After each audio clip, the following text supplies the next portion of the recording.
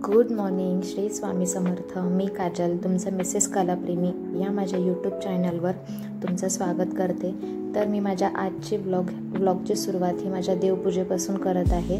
तर सर्वप्रथम मी पहिल्यांदा उंबरठ्याला हळदीचा लेप लावते आणि त्याच्यावर रांगोळी काढते. हे माझं दर गुरुवारचं रुटीन आहे. दर गुरुवारी मी हे करतेच. त्यानंतर मी देवपूजा केली. देवपूजा केल्यानंतर माझ्या हॉलमध्ये बाहेर शिवाजी महाराजांचा जो पुतळा आहे त्यांनाही धूप लावला आणि उंबरठाही पुजून घेतला. आणि त्यानंतर आज म्हटलं गुरुवार आहे तर स्वामींच्या मठात जाऊन यावं. तर मग स्वामींच्या मठातही गेलो. स्वामींच्या मठात पोचलो. जाताना म्हटलं गुलाबाचं फूल घेऊन जावं. गुलाबाचं फूल घेतलं आणि गेले. आज गुरुवार होता पण एवढी गर्दी नव्हती मठामध्ये. मग त्यामुळे दर्शनही खूप छान झालं. ते काही घरामध्ये आहे मंदिर, पण असं आतमध्ये गेल्यानंतर वाटत नाही की हे घर आहे म्हणून. आणि खूप छान दर्शन झालं आमचं. या मंदिरामध्ये स्वामी समर्थांच्या सगळ्या प्रतिमा आहेत. त्याच्यामध्ये एक तिथे बाळूमामांची प्रतिमा होती, त्यांचंही दर्शन घेतलं. त्यानंतर स्वामींच्या चरणी फूल अर्पण केलं आणि त्यांचा आशीर्वाद घेतला आणि प्रदक्षिणा घातल्या. प्रदक्षिणा करून एक थोडा वेळ बसून तिथे स्वामींना त्रिवार मुजरा केला आणि आम्ही निघालो.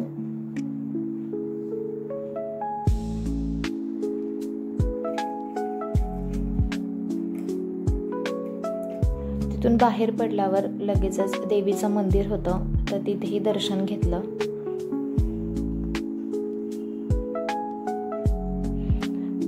दर्शन घेऊन झाल्यावर जाताना त्याच रोडला माझी बँकही होती आणि माझं बँकेत कामही होतं, कारण की माझ्या प्रॉपर्टी आणि लाईफ इन्शुरन्सचे डॉक्युमेंट्स कलेक्ट करायचे होते. तर तेही कलेक्ट केले आणि तिथून निघाल्यावर साईबाबांचंही मंदिर लागलं. आता म्हटलं चला गुरुवार आहे तर आपण जाऊन येऊया. पण आम्ही तिथे पोचलो तेव्हा 1 वाजला होता आणि तेव्हा मंदिर बंद झालं होतं. पण फक्त आतमध्ये सोडत होते, पण मेन गाभारा होता तो बंद होता. तर म्हटलं चला तुम्हाला आतून तरी दाखवून घ्यावं की कसं आहे ते. तर तिथे हनुमानाची ही मोठी मूर्ती आहे. परत साईबाबांची एक मूर्ती आहे. त्यांनी आजूबाजूचं जे डेकोरेशन केलेलं ना झाडांचं ते खूप सुंदर आहे आणि साफसफाई पण तिथे केलेली आहे. साईबाबांचा हा मोठी मूर्ती होती तिथे. तिथून दर्शन करून आम्ही घरी आलो. तर मी येताना केळाच्या वेफर्स आणले होते. तर मिठूची मस्ती बघा, कारण की त्यालाही खायला खूप आवडतं असं चटपटीत. तर त्याला ते पाहिजे होतं म्हणून त्याची खूप धडपड चालू होती. जोपर्यंत त्याला देत नाही तोपर्यंत तो शांत बसत नाही.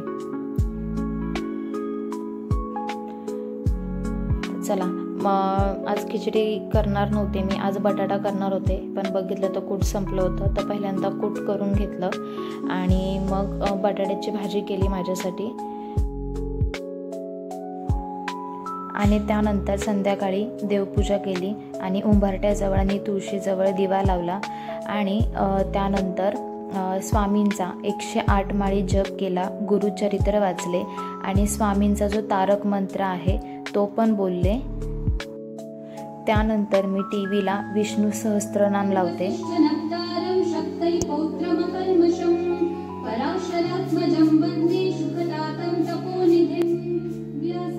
तर असा असतो माझा गुरुवारचा रुटीन. तुम्हाला माझा आजचा ब्लॉग कसा वाटला हे मला कमेंट बॉक्समध्ये नक्की सांगा आणि माझं चॅनल सबस्क्राईब करायला विसरू नका. धन्यवाद.